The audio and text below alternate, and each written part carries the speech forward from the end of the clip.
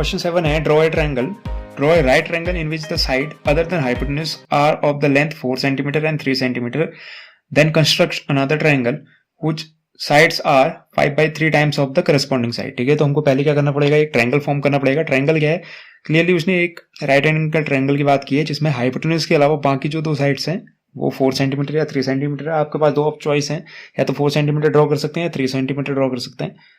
और ये दोनों साइड जो होंगी ये हाइपोटेन्यूज के अलावा है, इसका मतलब ये क्या होंगी, दोनों एक दूसरे के ऊपर परपेंडिकुलर होंगी। तो अगर आप 3 cm ड्रॉ करते हैं तो राइट एंगल पे 4 cm ड्रॉ करेंगे, अगर आप 4 cm ड्रॉ करते हैं तो राइट एंगल में 3 cm ड्रॉ करेंगे। तो आपके पास चॉइस है, कुछ भी कर सकते हैं आप। तो हम पहले 3 cm ड्रॉ कर लेते हैं। एक साइड है 3 cm में हम 3 cm ड्रॉ कर लेते हैं। ये 3 cm हमने ड्रॉ कर दी, तो ये 3 cm ड्रॉ है। क्योंकि क्लियरली मुझे क्या दिख रहा है, 5/3, यानी न्यूमरेटर बड़ा है, न्यूमरेटर बड़ा है, इसका मतलब क्लियरली हमको क्या करना पड़ेगा, जो ट्रायंगल फॉर्म होगा सिमिलर ट्रायंगल वो इससे बड़ा होगा, तो वो जाएगा आगे को, थोड़ा आगे बढ़ा देते हैं लाइन। अब हमें क्या करना है, राइट एंगल पे ये 3 cm है, राइट एंगल पे मुझे 4 cm ड्रॉ करना है। ठीक है, पहले राइट एंगल बना लेते हैं, इसका नाम दे देते हैं BC। ठीक है, BC। तो 90 डिग्री बनाने के लिए क्या करेंगे, कोई भी लेंथ के ये एक आर्क लेंगे, किसी भी रेडियस की आप क्या कर सकते हैं, एक आर्क ले सकते हैं और ड्रॉ करेंगे। यहाँ जहां पे ये कट करेगा वहां पे फिर से रखेंगे बिना चेंज किए। ठीक है, लेंथ अब चेंज नहीं करनी है आपको। पहला कट 60 डिग्री होता है, दूसरा कट 120 डिग्री होता है, फिर एक कट ऊपर यहाँ, फिर ये 120 पे रख के दूसरा कट। इसे अगर हम मिला देंगे तो ये बनाएगा 90 डिग्री। ठीक है, तो ये है 90 डिग्री, ये 90 डिग्री की लाइन ड्रॉ हो गई। लेकिन क्लियरली उसने क्या कहा है, ये 3 cm थी तो दूसरी साइड कितने सेंटीमीटर की होनी चाहिए, 4 cm। तो हम 4 cm यहाँ मेजर करेंगे और कट लगा देंगे। ठीक है, 4 cm मेजर करके कट लगा देंगे। तो ये 4 cm है हमारा,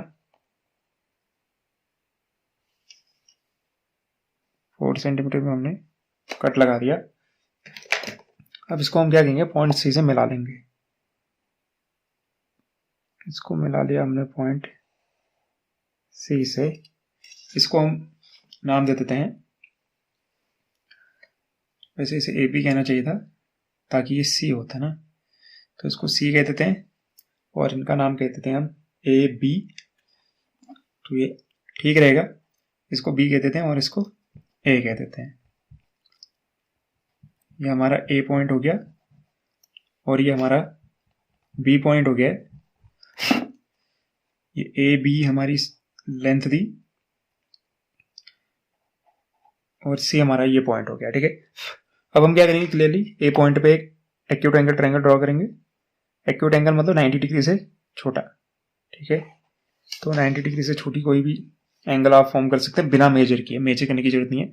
क्लियरली मुझे यहाँ पे क्या दिख रहा है, मैक्सिमम नंबर 5 है, तो मैं 5 कट लगाऊंगा। तो 5 कट लगा देते हैं हम। 5 कट लगाएंगे तो वो किसी भी लेंथ की हो सकती है 5 कट, बस एक बार आप जो लेंथ लेंगे रेडियस, फिर वो चेंज नहीं होनी चाहिए। तो सपोज मैंने ये ले ली। ठीक है, तो पहला कट, ये पहला कट है, पहले कट पर रख के दूसरा कट, फिर तीसरा कट, चौथा, और फिर उसके बाद पांचवा। ठीक है, क्लियरली दिख नहीं रहा है ऐसे पांचवा कट, तो इसको थोड़ा ऐसे रख लेते हैं।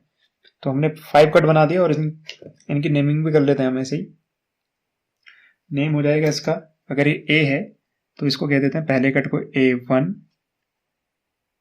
A2, A3 and A4। ठीक है,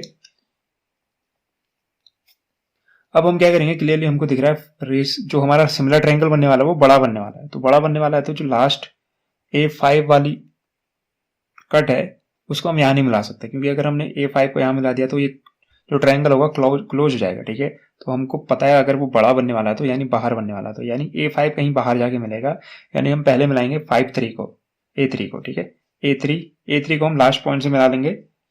A3 को लास्ट पॉइंट से मिलाने पे ये है A3, इसको मिला लेते हैं लास्ट पॉइंट से, ठीक है। अब क्लियरली ये ट्रायंगल फॉर्म हो गया है। तो अब हम क्या करेंगे, A3B जो लाइन है इसके पैरेलल A5 पे एक लाइन ड्रॉ करेंगे, ठीक है। पैरेलल लाइन ड्रॉ करने की प्रोसेस है, आप क्या करोगे, एक आर्क ड्रॉ करते हो, ठीक है। एक आर्क ड्रॉ करते हो दोनों जगह सेम लेंथ का। तो ये आपने एक आर्क ड्रॉ की, वही आर्क आपने यहाँ भी ड्रॉ की।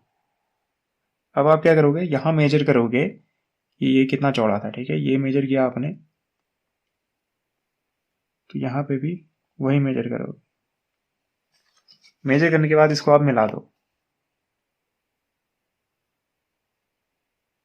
ठीक है। ये आपने आगे मिला दिया। तो जहां पे कट करेगा इसको हम कह देते हैं बी डैश। ये बी है तो इसको हम कह देते हैं बी डैश। ये बी डैश पॉइंट है हमारा। अब आप क्या करोगे, अगेन बी सी जैसे एक लाइन है तो बी डैश पे भी आप बी सी के पैरेलल एक लाइन ड्रॉ करोगे। पैरेलल ड्रॉ करने की प्रोसेस अगेन वही, आप एक आर्क ड्रॉ करो किसी भी लेंथ की, प्रोसेस चेंज नहीं करना है। एक बार बी पे रख के ड्रॉ की, एक बार बी डैश पे। अब आप क्या करोगे, बी वाली जो आर्क थी उसको मेजर कर लोगे कि वो लाइन को कहाँ पे टच कर रही है, ठीक है। तो ये मेजर कर लिया हमने और यहाँ पे कट कर रही है, ऐसे कट कर दो इसको और इसको फाइनली मिटा दो, ठीक है। बहुत दूर तो नहीं जा रहा है, ठीक है। इसको मिला देते हैं हम। ये पॉइंट है, ये थोड़ा ऊपर जा रहा है यहाँ, ठीक है। इसका मतलब ये लाइन हमें थोड़ा आगे बढ़ानी पड़ेगी। ये लाइन हमने थोड़ा आगे बढ़ा दी। इस पॉइंट का नाम कह देते हैं सी डैश। ये जो पॉइंट है हमारा, ये जो पॉइंट है इसको कह देते हैं हम सी डैश। तो हमारा जो ट्रायंगल फॉर्म हुआ, वही है।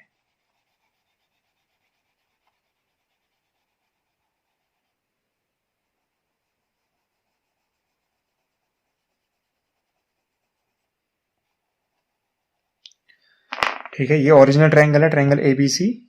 और जो ट्रायंगल सिमिलर ट्रायंगल फॉर्म हुआ वो A B dash C dash हुआ, ठीक है। अब हमको जस्टिफाई करना पड़ेगा कि ये जो एक्चुअल में ट्रायंगल फॉर्म हुआ है सिमिलर ट्रायंगल, वो क्या है, ओरिजिनल ट्रायंगल की साइड्स से इस जो सिमिलर ट्रायंगल की साइड है वो 5/3 टाइम्स है। तो क्लियरली अगर आप यहाँ देखोगे ऊपर, हमने क्या करना पड़ेगा, हमने ये करना पड़ेगा कि ट्रायंगल ए बी सी और triangle A B dash C dash को सिमिलर प्रूव करना पड़ेगा। सिमिलर प्रूव करने के लिए हम कौन सा कॉन्सेप्ट यूज कर सकते हैं, एंगल ए दोनों के लिए कॉमन है दोनों ट्रायंगल में। और ऐसे ही ये angle A B C is equal to angle A B dash C dash. क्यों, ये दोनों एंगल इसलिए इक्वल होंगे क्योंकि ये दोनों करस्पॉन्डिंग एंगल है। तो हमें दो ट्रायंगल में दो एंगल इक्वल मिल गए हैं, तो बाई ए सिमिलरिटी से दोनों ट्रायंगल कॉन्ग्रुएंट हो जाएंगे, सिमिलर हो जाएंगे। अगर दोनों ट्रायंगल सिमिलर हैं तो इनकी करस्पॉन्डिंग साइड का रेशियो क्या होगा, आपस में इक्वल होगा। तो ये जो A B upon A B dash होगी, यही साइड अगर मैं इन दो नीचे ट्रायंगल को क्या करता हूँ आपस में सिमिलर कर दूँ तो ये वहां भी आएंगी।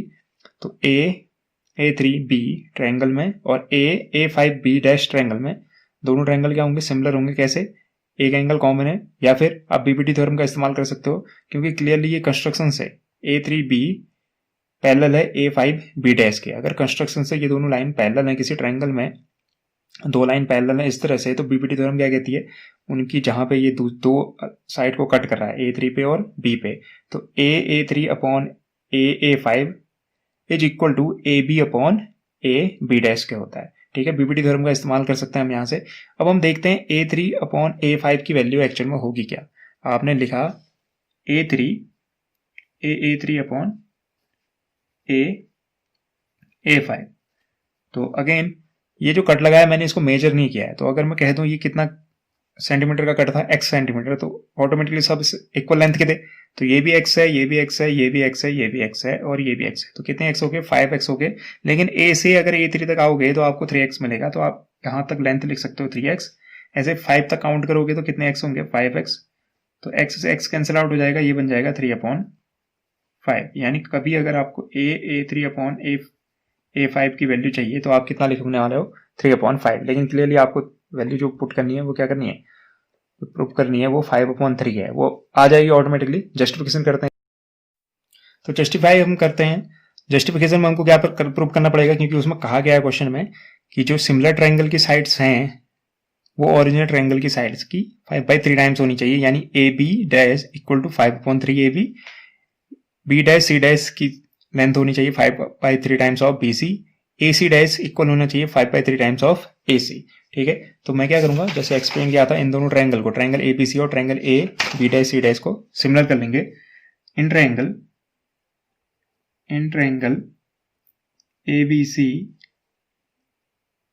And triangle A dash, A नहीं था, ठीक है, AB डैश C डैश, ठीक है, A डैश नहीं है, A डैश मिटा देते हैं हम।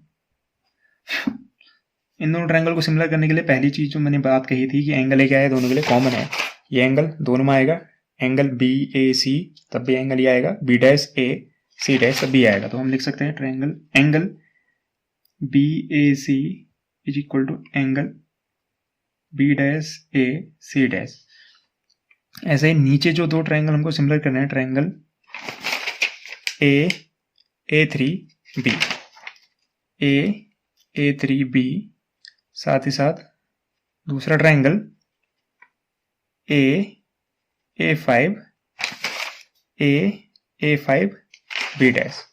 ठीक है, क्लियरली इसमें भी एंगल ए क्या होगा, कॉमन होगा। कैसे, angle A3AB is equal to angle A5AB dash. ठीक है, दोनों कॉमन एंगल है, तो हम इसको लिख सकते हैं एंगल A3 को साइड में लिख दो, A को बीच में डाल दो। ठीक है, A3AB is equal to angle A5AB dash.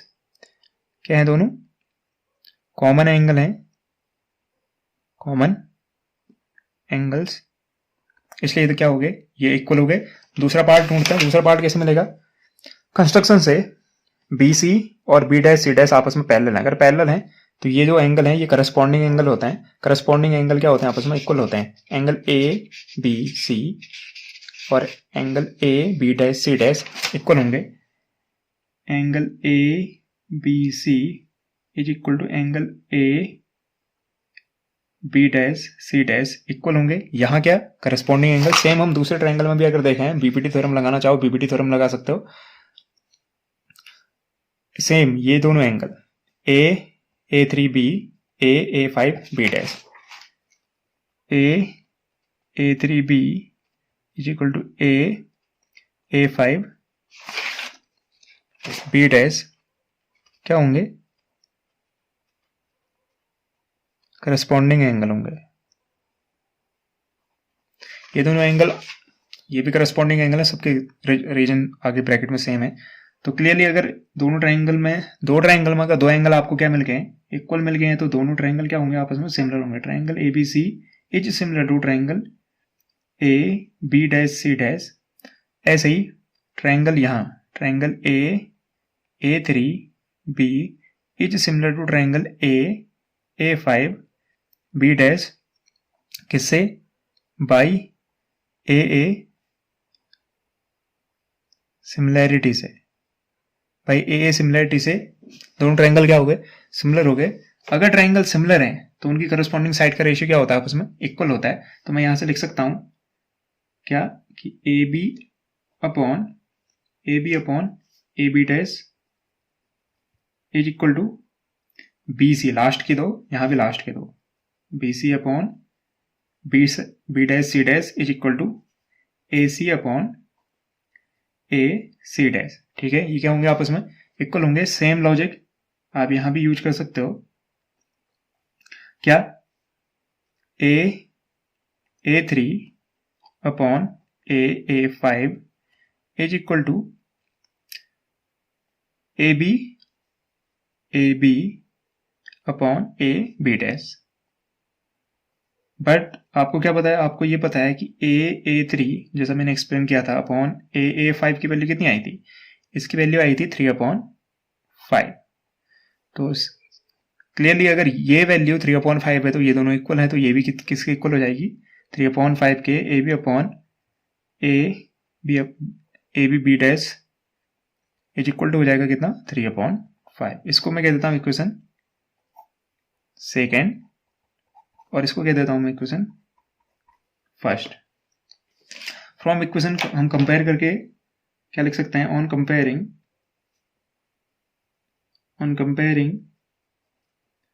Equation 1 and 2 हमें क्या मिल सकता है, हमें दिखेगा कि A B upon A B dash is equal to B C upon B dash C dash is equal to A C upon A C dash is equal to कितना हो जाएगा 3/5 के। तो ये हो गया 3/5।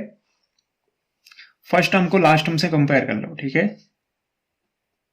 ए B upon A B dash is equal to हो जाएगा 3/5। मुझे लाना क्या है, ए बी डैश, तो ए बी डैश को उधर भेज देते हैं, बाकी सबको इधर भेज देते हैं, ठीक है। तो ये 5 अपॉन में है, तो इधर आगे क्या हो जाएगा मल्टीप्लाई में, और ये 3 क्या होगा वहां जब ए बी जाएगा, या फिर सोचो यहाँ पे 1 है, क्योंकि मल्टीप्लाई में 1 हो सकता है बिल्कुल, तो मल्टीप्लाई में 1 है तो ये 3 पहुंच जाएगा अपॉन में, तो 5/3 ए बी बन जाएगा, वहां पे क्या बचा 1 के साथ ए बी डैश मल्टीप्लाई होगा तो बन जाएगा इंटू ए बी डैश। तो जैसे ये लिखे ऐसे बाकी भी लिख सकते हैं हम, बी सी डैश क्या हो जाएगा यहाँ से, बी डैश सी डैश है, बी डैश सी डैश किसके इक्वल हो जाएगा, क्लियरली ये जो फ्रैक्शन है ये क्या हो जा रहा है, रिवर्स हो जा रहा है, तो ये बन जाएगा 5/3 बी सी।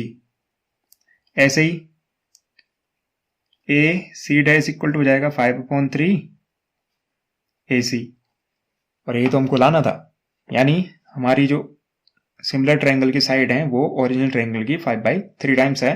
तो ये जस्टिफाई हो चुका है, तो हम फाइनली लिख सकते हैं जस्टिफाइड, ठीक है, जस्टिफाइड। उम्मीद करता हूँ आपको ये एक्सप्लेनेशन पसंद आया होगा और समझ भी आया होगा। Thank you and have a nice day.